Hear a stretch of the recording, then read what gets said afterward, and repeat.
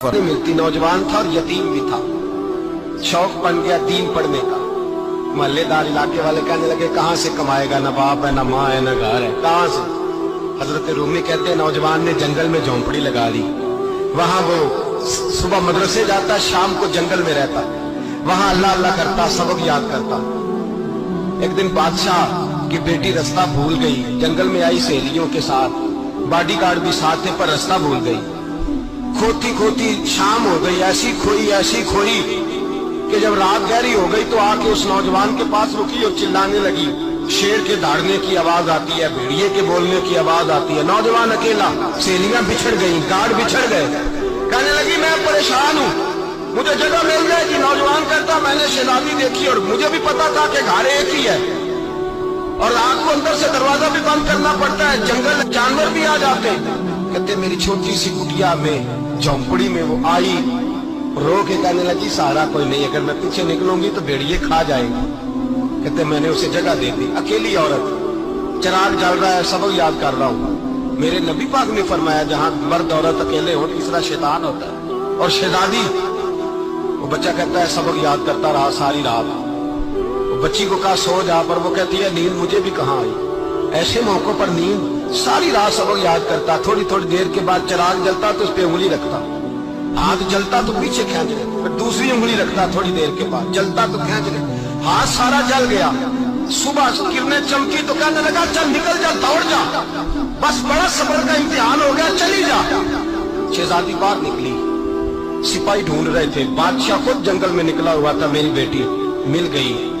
बादशाह तन्हाई में जाके कहने लगा बेटा मैं दुनिया को बताऊंगा कि मेरी बेटी खोई नहीं थी, सिपाही साथ ही थे। ये बड़ा मुश्किल होता है, बेटी तो भूल के भी रात कहीं रह पड़े तो लोग जीने नहीं देते, तो बेटा मुश्किल हो जाएगा मेरे लिए।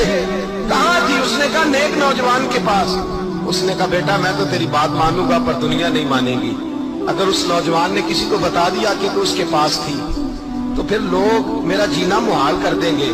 बेटा मैं मर जाऊंगा, मेरी मजबूरी ये है कि वो कहीं राज ना उगल दे वो नौजवान, उसे कत्ल करना पड़ेगा। औरत ने मिन्नतें की, उस बेटी ने कहा मेरे मौसम को मारोगे, रोई।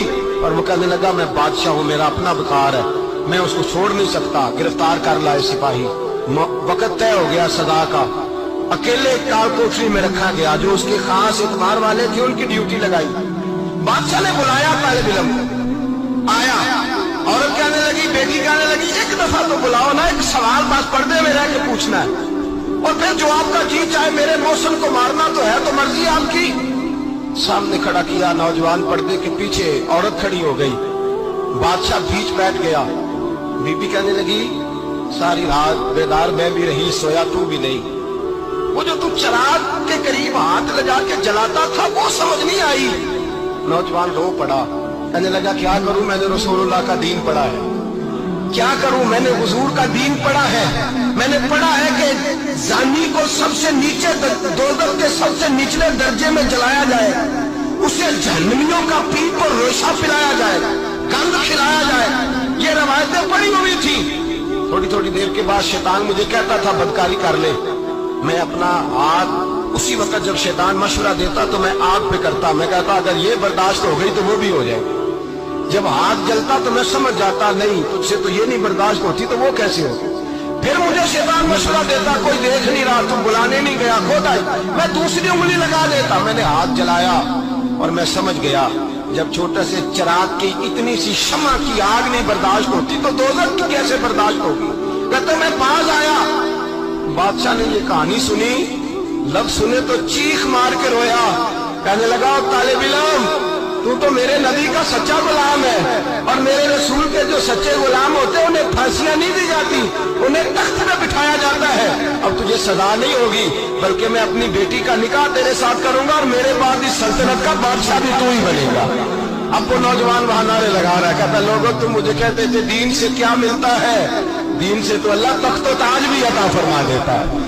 अगर नौजवान शर्मो हया वाले बन के रहे अल्लाह सारी इज्जतें दे देगा।